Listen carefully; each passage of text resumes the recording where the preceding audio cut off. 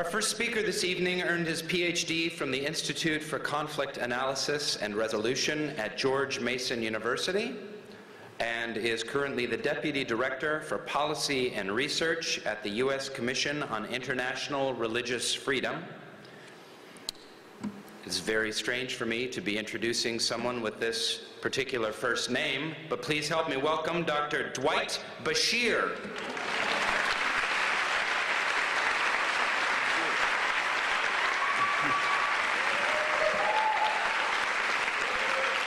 Thank you so much, and this is probably unprecedented that someone that plays Dwight on TV introduced to Dwight in real life, so that's always an interesting twist. I want to thank the University of Southern California and the Baha'is of Los Angeles for giving me the honor and privilege of addressing you this evening on behalf of the United States Commission on International Religious Freedom, an independent federal government entity that advises the President of the United States, the Secretary of State, and Congress on ways to advance religious freedom and related human rights through U.S. foreign policy. Just 4 months ago, the Iranian people went to the polls and voted for their new president. Thankfully, through the medium of social networking technology, such as YouTube and Facebook, we were reminded of how Iran's theocracy deals with any form of peaceful dissent or opposition. Hundreds of peaceful protesters were injured and dozens killed by security and militia forces. For more than 2 months now, at least 100 protesters and reformers have been prosecuted in public show trials, which is accomplishing nothing more than making a mockery of the international recognized standards of due process and the rule of law. We've recently learned that at least 3 protesters have been sentenced to death, and the UN High Commissioner for Human Rights has asked the government to reconsider these verdicts. Tehran's crackdown on dissent after the June elections is clearly part of Iran's broader record of human rights abuses, which has significantly deteriorated over the past year. Iran is one of the world's egregious violators of human rights and religious freedom, is documented for at least 3 decades by international non-governmental organizations, the United Nations, and numerous governments around the world. In fact, Iran is one of the few countries where stoning is still used as a method to carry out capital punishment, and minors can still be sentenced to death. Journalists, bloggers, and student activists are targeted, as are ethnic minorities, women's rights activists, and labor union advocates, just to name a few. It's really staggering to see how many thousands of innocent Iranians from diverse backgrounds have been tortured, imprisoned, and executed by the regime over the past 30 years. This includes those persecuted for their religious beliefs. Just 8 days before those elections, some 4 months ago, President Barack Obama delivered a historic speech from Cairo, Egypt, addressing the Muslim world. Among the major issues he raised was the importance of religious freedom.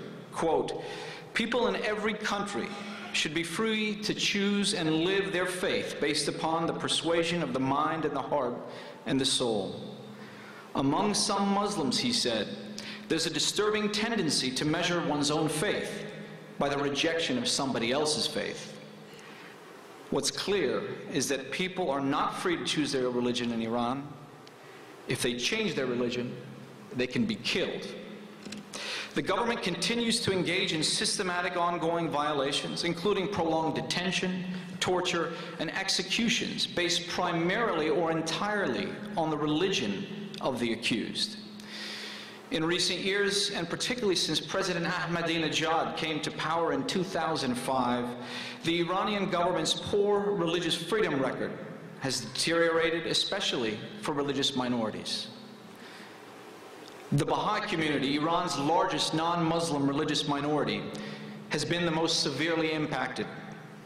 So have Sufi Muslims and Christians, especially evangelicals. Heightened anti-Semitism and repeated Holocaust denial threats by President Ahmadinejad himself and prominent clerics in the regime have increased fear among Iran's Jewish community. Reformist Shia clerics and dissident Sunni Muslims also continue to be subject to abuse, house arrest, and imprisonment. There's not even one Sunni mosque in Tehran.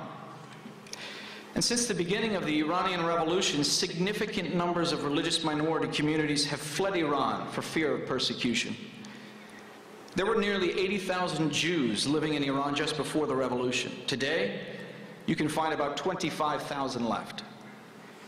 There were more than 350,000 Baha'is in Iran before the revolution. Today, the estimates are somewhere around 300,000. With the advent of the Islamic Revolution in the late 70s, the clerics have taken the opportunity to systematize efforts to eradicate the Baha'i community. This is a well-documented fact, not anecdotal. Between 1978 and 1998, more than 200 Baha'is have been executed or killed by Iranian authorities. Hundreds more were imprisoned and tortured, and tens of thousands were deprived of jobs, pensions, businesses, and educational opportunities. There is no doubt today that the Iranian government has begun a re-escalation of its efforts to eliminate the Baha'i community as a viable entity in Iranian society. There are certain indicators that demonstrate its efforts. For example, to identify and monitor Baha'is in various cities. We saw this in the lead up to the Holocaust earlier last century. This has been confirmed by Jewish organizations who have spoken out on the issue. There's been an increase of violence, societal violence, targeting of Baha'i leadership. The denial of access to higher education continues. The desecration of Baha'i holy sites. And arguably, the most heinous of all, the targeting and abuse of young Baha'i school children. However, in my estimation, what is arguably a bigger tragedy in terms of long-term impact is that the clerical establishment in Iran is responsible for misinforming generations of Iranians about the Baha'i faith and its adherents through its education system and mosques. The clergy routinely teaches that Baha'is are unclean and immoral, whose blood can be spilled with impunity. As a result, many well-intentioned Iranians have built up deep prejudices over the years towards Baha'is, which have contributed to multiple societal attacks, exactly what the clergy likes to see. But I want to be very clear. With any totalitarian form of government, the citizens become the pawns and victims of the state. And in the case of Iran, the clerical establishment has been systematically perverting the truth about Baha'is and other minorities well before coming to power 30 years ago. The good news is that currents are actually shifting. In an age where young Iranians can circumvent internet censors to learn for themselves, Iranians inside the country, in particular expatriates throughout the world, are expressing regret and shame for the way Baha'is have been treated for more than 150 years. Scholars, intellectuals, writers, former politicians, even some clerics are calling for the rights of Baha'is to be protected, just like any other citizen in Iran. Even Muslim human rights groups in the region, from the Arab world where I travel frequently, have begun to advocate on behalf of Baha'is in Iran, something that you would have never seen just a few years ago.